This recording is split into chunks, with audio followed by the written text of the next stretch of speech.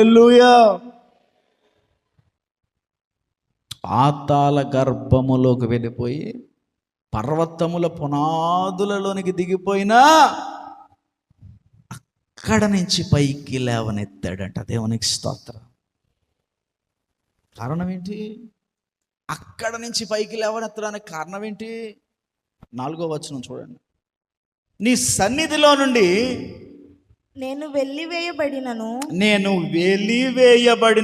నీ పరిశుద్ధ ఆలయము తట్టు మరలా చూచెదననుకొంటిని. దేవునికి స్తోత్రం.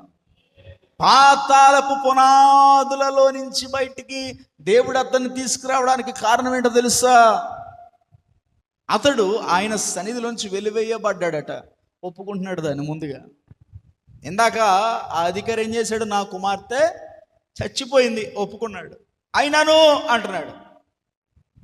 ఇక్కడ యోనా ఒప్పుకుంటున్నాడు, నీ సన్నిధిలో నుంచి నేను వెలివేయబడ్డాను, నా పాపములు చాలా ఘోరమైనవి, నీ సన్నిధి కాంతి నా పైన ఎక్కలేదు, నీ కరుణ హస్తము నా పైన ఎక్కలేదు, నీ దక్షిణ హస్తము నాపై ఎక్కలేదు, నీ అభిషేకము నాపై ఎక్కలేదు, నువ్వు నన్ను ఎడబాసేవని నాకు తెలుసు, నా పాపములకు నువ్వు విముఖుడు అయ్యావు, నా పాపముల వలన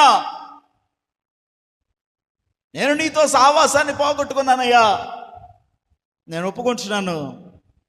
అయినా నేను ఈ పాతాళ గర్భములో నుంచి, ఈ పర్వతపు పునాదులలో నుంచి, వెలుగైనా సంచరించలేని చీకటిలో నుంచి, మనుషులెవరు ఏ కాంతిని విసిరినా నన్ను గుర్తించలేని ఆ అగాధ అంచులో నుంచి అరుస్తున్నాను. ఏంటో తెలుసా?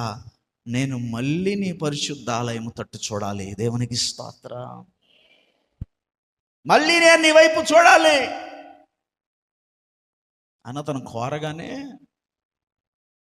మన దేవుడు ఎలాంటి దేవుడు అంటే, నీ స్థితి, నీ జీవితము ఎంత అట్టడుగుకు వెళ్ళి మనుషులెవరు గుర్తించలేని నువ్వు స్థితిలో నువ్వు ఉన్నా సరే, నీ దేవుడి నేత్రాలకు నువ్వు తేట కనబడతావు. దేవునికి స్తోత్రం. అక్కడ కూడా నిన్ను చూస్తాడు, అక్కడి నుంచి కూడా నీకు సహాయం పంపుతాడు. దేవునికి స్తోత్రం. హల్లెలూయా.